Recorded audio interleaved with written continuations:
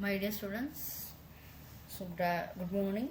So today we will be discussing certain topics in AA 3702 Renewable Energy in Agricultural Engineering.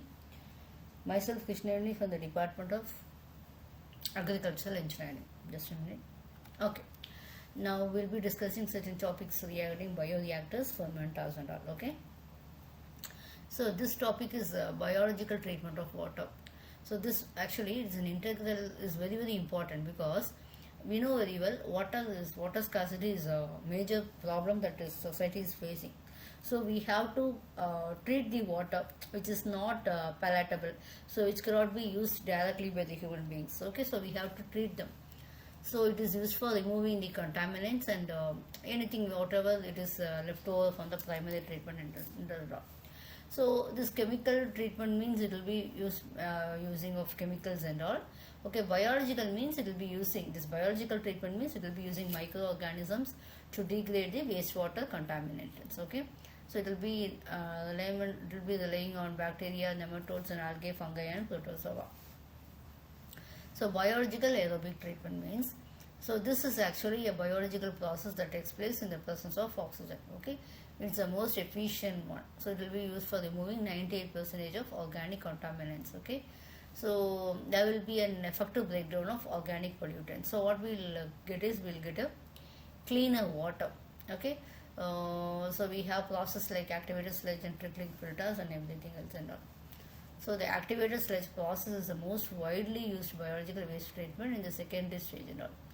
So it has a multi-chamber reactor unit. So that will be making use of highly concentrated microorganisms to degrade organics and remove nutrients from wastewater to provide the highly quality effluent. Okay.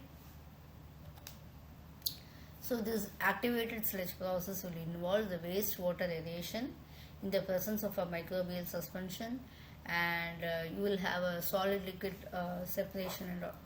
So what we are going to discuss is actually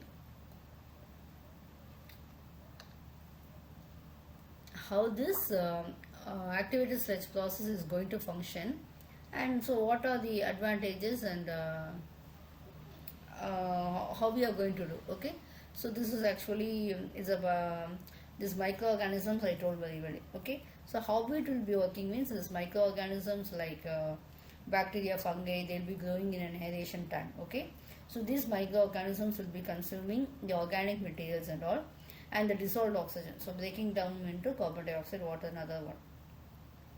So these microorganisms will be forming a frogs or biological sludge and all. So that will have some oxidized material and all. So the sludge will be separated from the treated wastewater in a cycling tank, and the portion of the sludge is recycled again into this tank. So you will have a primary class. This is actually you may have a okay, the air or oxygen will be introduced into the mixture of the primary treated screen combined with organisms to develop a biological flock and all. So the combination of the wastewater and biological mass, we call it as mixed liquor, etc. Okay, once the wastewater receives a sufficient treatment, excess mixed liquor will be discharged into the settling tanks and all. Okay, so what happens is this will have a primary clarifier that is used for separating the solids from the sewage. Okay.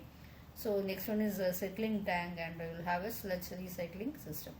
So this is very essential, and you can see this. Okay, so preliminary you can see the primary aeration tank you will have, the air will be fed out.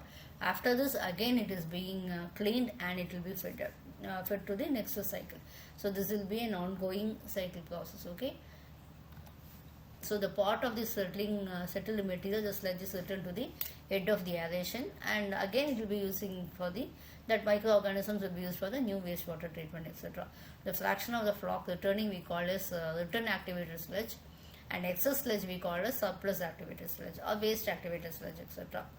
So this SCIS actually will be removed. Okay, and because we don't need more amount is, so what amount is required, so that will be needed only. So it will be stored in the sludge tank and etc.